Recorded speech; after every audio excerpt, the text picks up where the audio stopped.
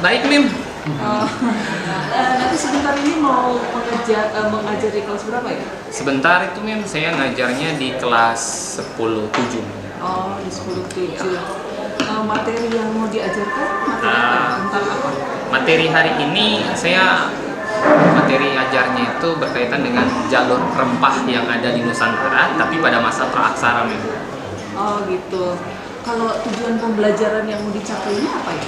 Sebenarnya tujuan belajarnya yang ini capai, saya pengen itu siswa memiliki keterampilan untuk menjelaskan peristiwa sejarah itu, bagaimana proses pembentukan jalur rempah, dan tentu pada masa praaksara dengan cara berpikir sejarah secara kronologis dan sinkronis. Serta yang penting juga mereka itu memaknai nilai-nilai yang terjadi dalam peristiwa sejarah itu sendiri. Oke, berarti sejarah jalur rempah ya, rempah. Oke. Kalau boleh tahu metode dan strategi ya, metode dan strategi apa yang diterapkan di dalam proses pembelajaran ini?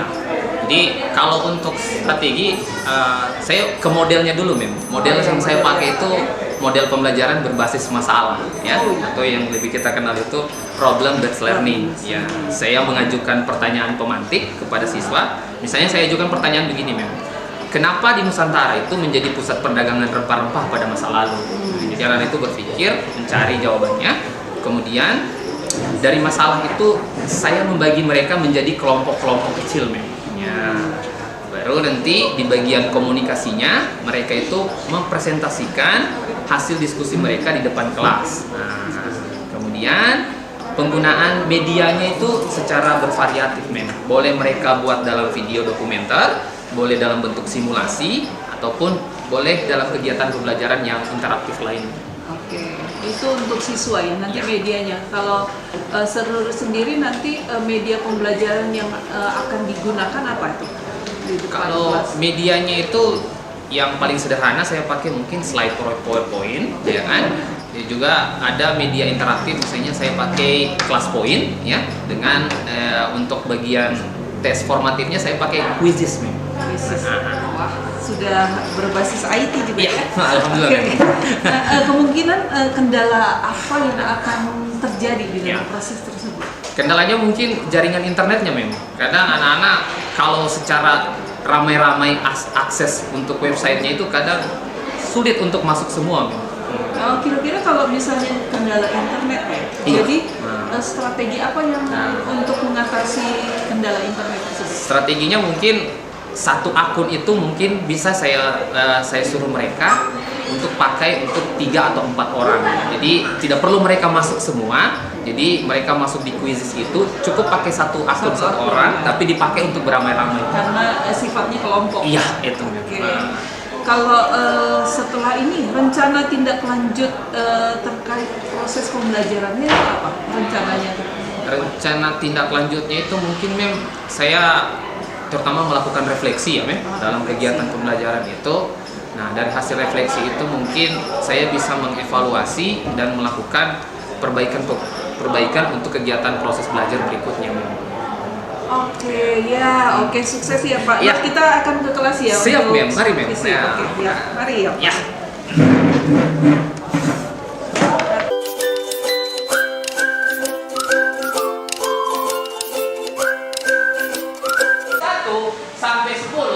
Kamu siap belajar hari ini ada di angka berapa? 10.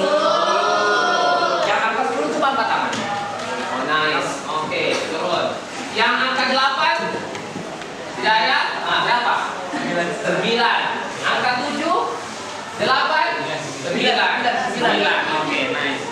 Atau ada 1? Tidak ada? Angka 1? Tidak ada. Angka 2? Ini angka berapa? 9. Angka 9. Nah, 1, 2, 3, 4, 5? Tidak ada? Oke. Saya pengen tanya dulu. Yang memilih angka 10, kenapa milih angka 10? Happy.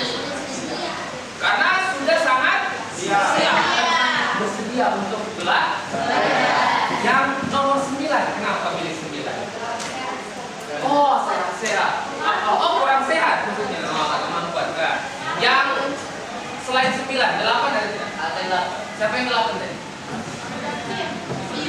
Ya, ternyata di kelas ini hanya ada 2 angka yang dipilih, 9 dengan 10. Ini menandakan kalian memang betul-betul ready untuk belajar. Baik. Nah, di pertemuan ini dengan pertemuan kemarin, ini tujuan belajar yang harus kita capai sama-sama. Bisa dibaca toh? Bisa. Boleh satu orang bacakan saya dulu yang kacamata ya. Nah, kasih baik dulu. Nah, siswa dapat menggunakan cara untuk menjelaskan peristiwa sejarah terkait bagaimana proses pembentukan jalur rempah pada masa praksara di Nusantara dengan cara membuat sejarah diakronis, kronologis dan sinkronis serta memaknai nilai-nilai yang terkandung di dalamnya. Kemudian mengkomunikasikannya secara lisan, tertulis, digital dan non digital. Nice. Itu yang ingin dicapai dalam kegiatan belajar kita ini dari pertemuan minggu sebelumnya dengan pertemuan secara kuncinya sebenarnya bagaimana kalian bisa menerapkan cara berpikir sejarah. Satu, diakronis. Diakronis itu atau kronologis, melihat peristiwa sejarah itu berdasarkan urutan waktunya. Ya. Kemudian sinkronis, menghubungkan peristiwa yang satu dengan peristiwa yang lainnya. Nah, untuk bagian mengkomunikasikannya itu saya suruh pilihan kalian. Ada secara lisan, apa lagi? Tertulis, digital, atau non digital. Itu yang ingin dicapai dalam proses belajar kita hari ini dengan minggu pertemuan sebelumnya. Oke? Nah, ini saya mulai dari pertanyaan sebuah pertanyaan buat kalian. Masih ingat ini toh? Apa itu jalur rempah? Saya tanya kalian, jalur rempah itu apa? Jangan keroyok, angkat tangan satu orang. Nah, ini silakan. Jaringannya adalah rempah-rempah yang menghubungkan antara belahan barat dan timur dunia yang dimulai dari wilayah Nusantara, Barat Sumatera, India, Sri Lanka, Mesir, Afrika Timur, Afrika Selatan, Madagaskar, kemudian daratan Timur Tengah atau Asia Barat, Mediterania, dan Eropa. Oke, itu ya. Jadi jalur rempah ini menghubungkan belahan apa? Belahan dunia, belahan sebelah barat dengan belahan sebelah timur. Nih yang kamu lihat gambar ini. Nah, ada pala, cengkeh, apalagi satu ini? Kayu manis. Itulah yang disebut sebagai rempah di Nusantara. Ya, itu yang bikin orang Eropa, ya. Ada yang bilang Portugis, dari Spanyol, apalagi? Belanda, Inggris, jauh-jauh dari negaranya hanya pengen ini. Ya, makanya jangan heran banyak pemain timnas itu yang dikatakan pemain diaspora itu asal usulnya dari sejarah ini. Karena nenek moyangnya mereka dulu pernah menjajah kita. Makanya dibilang keturunannya mereka itu masih ada di Indonesia. Makanya mereka itu diakui sebagai warga negara Indonesia. Oke, natural. Nah, pertanyaan kedua, ini sebelah sini ya. Nah, mengapa Nusantara menjadi perdagangan rempah-rempah pada masa lalu? Kenapa Nusantara jadi perdagangan rempah-rempah? Ya, Hadid, silakan Hadid. Karena rempah-rempah di negara-negara seperti Eropa itu dulu sangat mahal atau sangat langka. Makanya para orang-orang dari Eropa yang tadinya tidak ada tidak ada rempah-rempah di negara mereka, maka mereka menjajah daerah-daerah Nusantara. Oke, menarik sekali. Dia kaya atau miskin itu tergantung berapa banyak dia punya rempah-rempah. Semakin banyak kau punya rempah-rempah, maka status sosialmu itu semakin tinggi, semakin kaya. Beda kalau sekarang, kalau orang satu kekayaannya orang diukur dari apa?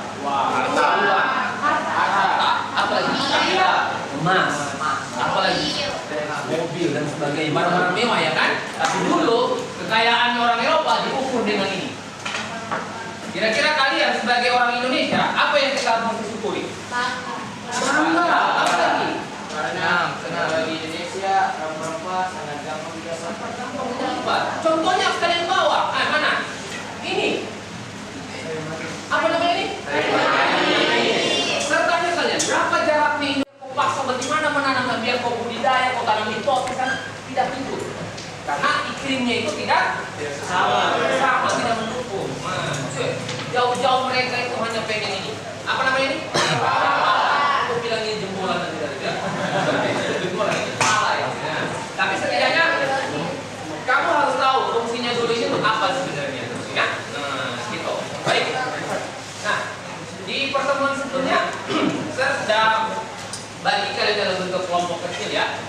X gula ini, gula gandum ini, X dan nah, kemarin itu saya sudah pecah kalian menjadi kelompok berdasarkan rempah-rempah. Itu. Ini sudah betul ya. Ada kelompok kakao, ada kelompok ketumbar, ada kelompok cengkeh, ada kelompok apa lagi satu ini? Anda 5 ya kalau ya. Ada kelompok Anda 5, ada kelompok ada hitam dan yang terakhir kelompok kayu. Setidaknya di dalam kelompokmu itu rempah-rempah yang kamu tulis dalam kelompokmu itu ada kamu tahu. Ya. Nah, misalnya kayak tadi ini kelompok kayu manis, dia bawa kayu manis. Tapi setidaknya kelompoknya itu harus tahu fungsi dari kayu manis ini apa. Ya. Dan dibandingkan apakah fungsi saat ini masih sama dengan fungsi zaman dulu atau dulu. Nah, kemudian harganya dibandingkan toh. Harga kayu manis sekarang berapa kamu dapat? Murah. 1.000. Wah, murah sekali ya. Maksudnya 1.000 berapa? Biji ini 1.000-nya. Nah, ya. Kok kali baunya? Ya. Satu batang ini 1.000. 1.000.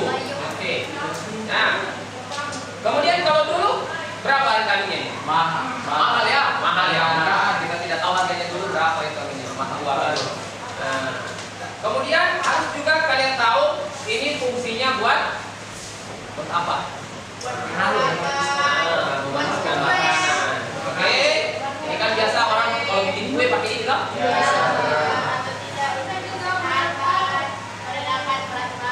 Oh, menurunkan berat badan. Oh, untuk orang diet ya. Oke, baik. Nah, sekarang silakan kalian duduk berdasarkan kelompok ini dulu ya. Bentar ya, saya mulai dari sini dulu. Kelompok di sini 3 kelompok sini ya. Di sini ada kelompok apa ini? Kakao, ketumbar dengan kelompok apa ini? Cengkeh. Ya, di sebelah sini. Itu kelompoknya. Oke, menyebar silakan. Nah, sebelah sini itu kelompok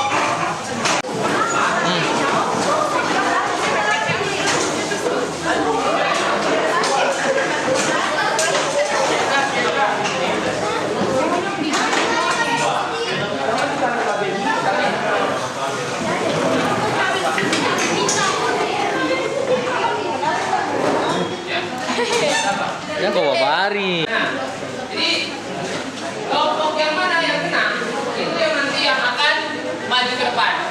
Boleh lihat semuanya dulu slide-nya dulu ya. 3, 2, 1 mulai. Nah, siapa yang kena kelompok yang maju. Kelompok lah ada hitam yang kena.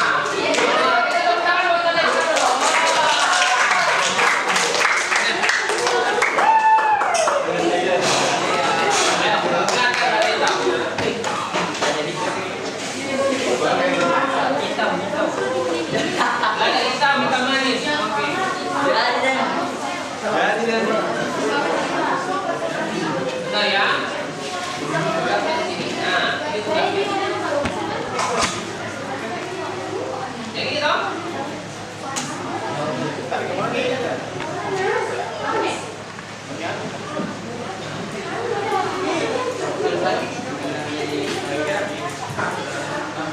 Nanti ini tinggal kamu jelaskan nanti. Itu kan ada berapa 9 rempah kan? Itu misalnya nomor 1 ini rempahnya ini, nomor 2 ini kegunaannya apa, ya kan? Harga per kilonya berapa? Terus nanti dari ke-9 ini kamu ambilkan 3 yang maksudnya yang paling mahal saat ini. Mahal mana sekarang itu ya? Maksudnya kamu perkirakan ya apakah ini menjadi komoditas termahal, maksudnya menjadi sesuatu yang paling mereka incar saat itu. Kemudian jangan lupa kegunaannya ya, ini untuk apa rempah-rempah. Oke, siapa moderatornya? Ayo teman-teman yang lain, kelompok yang lain jangan membelakangi begitu. Lihat teman, kita menghargai teman yang berbicara di depan. Ini sere. Nah, oke, Ustaz di belakang saja supaya ini.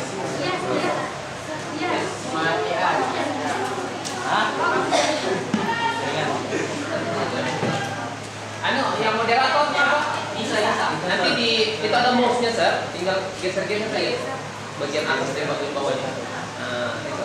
Nah, ya, cocok. Dibuka dulu dengan baik. Ya. Ayo, ini. Ya. Baik, langsung saja kita mulai. Assalamualaikum warahmatullahi wabarakatuh. Sebelumnya terima kasih atas kesempatan dan juga perhatian yang telah diberikan kepada kelompok kami. Perkenalkan kami kelompok Lada Hitam dengan saya Yusuf Ramadhani sebagai moderator dan teman-teman saya. Saya Muhammad Alimat. Saya Putri Diasari. Saya Sarso. Saya Putri Masaka. Dan nama saya Restu Satyanegara. Jadi langsung saja kita masuk ke materi. Jadi untuk nomor pertama itu kita disuruh mengamati gambar, lalu kita memberi nama dari rempah-rempah yang ada di gambar itu. Langsung saya persilakan kepada Baik, terima kasih. Jadi jika kita lihat pada presentasi ini, dalam presentasi ini terdapat 9 rempah-rempah. Kemudian kita disuruh untuk mencari nama dan kegunaan dari rempah-rempah tersebut. Nah, untuk rempah-rempah yang pertama yaitu ada lada hitam. Kegunaan dari lada hitam sendiri bisa menjadi sebagai bumbu masakan dan juga pengawet masakan. Daerah penghasil lada hitam sendiri di Indonesia itu berada pada Lampung dan juga di daerah Sulawesi. Sedangkan perkiraan harga lada hitam sekarang yaitu sekitar 120.000 per kilo. Nah, lada hitam itu seperti ini. Kemudian yang kedua yaitu ada kapulaga. Kapulaga ini biasa digunakan sebagai bumbu kari ataupun bahan-bahan sebagai obat-obatan tradisional. Daerah penghasilnya itu komoditas terbesar berasal dari Jawa Barat dan juga daerah Aceh, yang mana perkiraan harganya sekarang cukup tinggi yaitu sekitar 250.000 per kilogram. Kemudian yang ketiga adalah kembang lawang yang biasa digunakan sebagai rempah-rempah untuk membuat teh ataupun memasak, khususnya untuk bahan-bahan seperti daging. Daerah penghasil kembang lawang sendiri itu komoditas terbesarnya berasal dari daerah Sumatera dan juga Kalimantan, dan harganya sekarang sekitar Rp200.000 per kilo. Kemudian yang keempat adalah cengkih, yang mana ini biasanya digunakan sebagai bumbu pengawet, kemudian biasa juga sebagai bahan utama untuk pembuatan rokok kretek dan juga rempah-rempah herbal.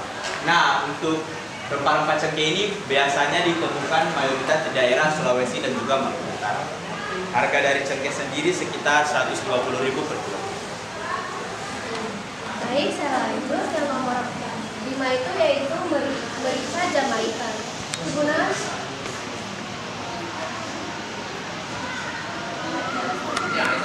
sebagai bumbu masakan dan olahan daging. Daerah penghasil terbanyak itu yaitu Papua Barat, dan harga per kilonya itu sangat kisaran 300.000 per kilo. Tentang kegunaannya sebagai bumbu masakan, rempah dan pengawet.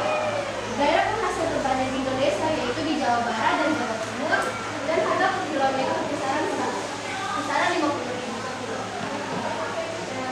Dan terakhir itu kayu manis. Kayu manis itu bumbu masakan, minuman, dan resep obat-obatan. Daerah penghasil terbanyak Sumatera Barat dan Kalimantan. Harga per kilo 180.000.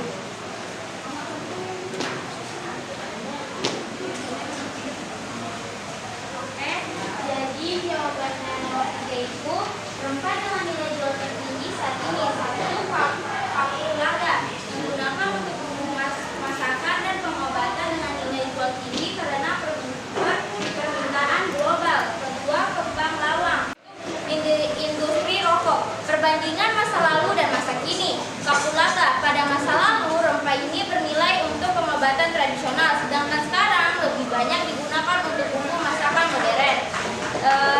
Selanjutnya kembang lawang.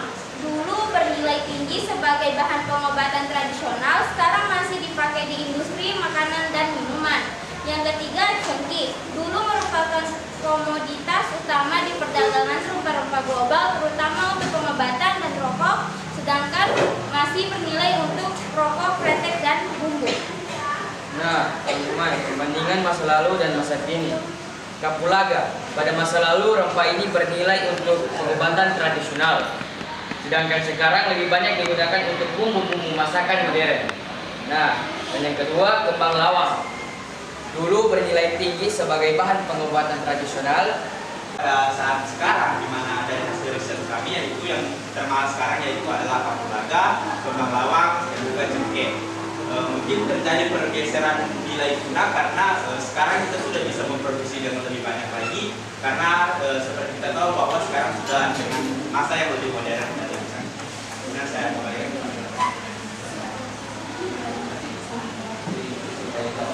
Baik, itu tadi pemaparan materi dan juga hasil jawaban diskusi dari kami.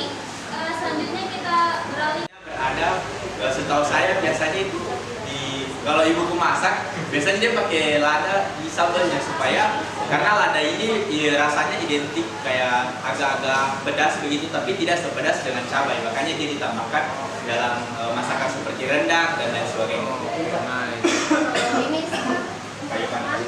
kayu manis ini biasanya saya dapat di bumbu masakan sama di kue-kue juga. Biasanya ada juga di kue, ada di masakan, ada juga biasanya untuk orang sakit flu. Dia baru pakai ini biar ada harum-harumnya.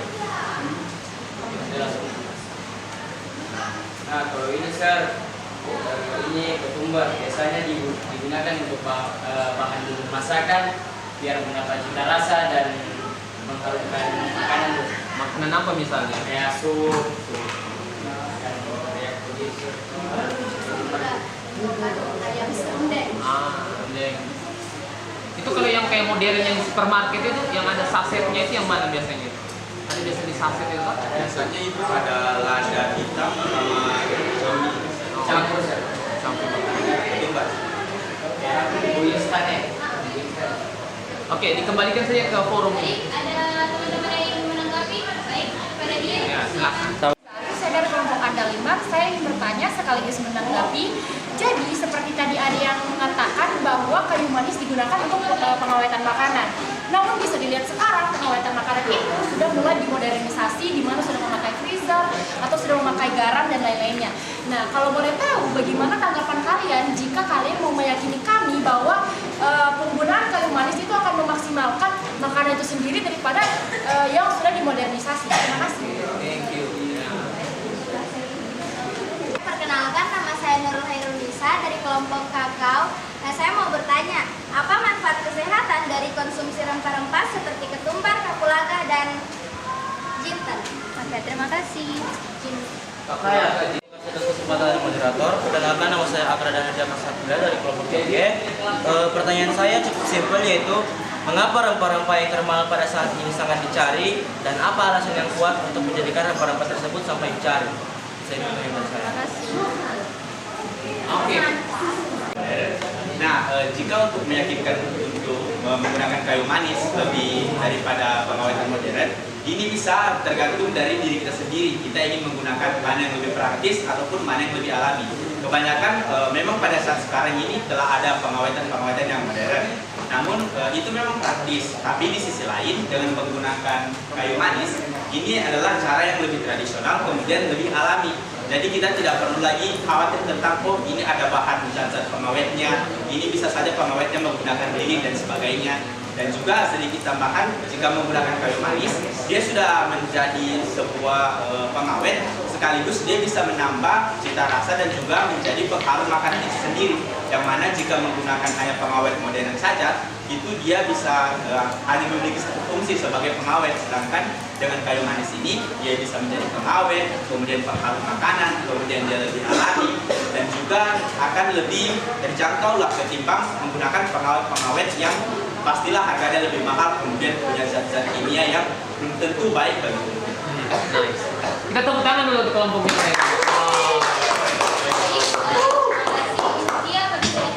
Dari kesehatan dari konsumsi rempah-rempah seperti ketumbar, kapulaga, dan jinten. Pertama saya jelaskan ketumbar. Ketumbar bisa menurunkan kadar gula darah. Ketumbar memiliki sifat yang dapat membantu mengontrol kadar gula darah sehingga bermanfaat bagi penderita diabetes.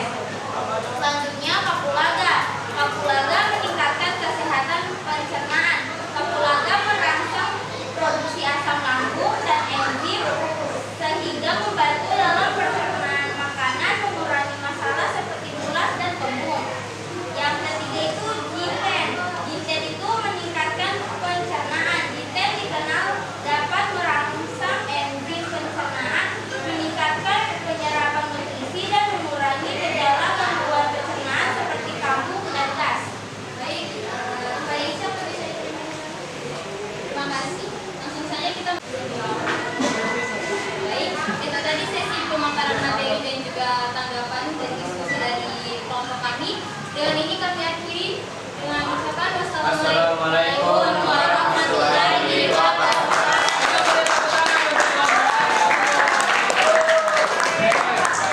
Luar biasa penampilan dari kelompok apa tadi ini? Lada hitam. Ya. Betul-betul kelompoknya menyala hari ini ya. Ya, tapi ini kelompok lada hitam ya. Kita bisa menyimpulkan bahwa ternyata komoditas rempah-rempah yang ada di Nusantara itu sangat diminati dan sangat dicari-cari oleh bangsa-bangsa dari luar, terutama bangsa Eropa. Nah, kita bisa lihat ya kan, bangsa-bangsa yang dari luar itu berinteraksi dengan Indonesia, dengan negara kita Nusantara. Tidak lain dan tidak ini, mereka itu datang mengincar yang namanya rempah.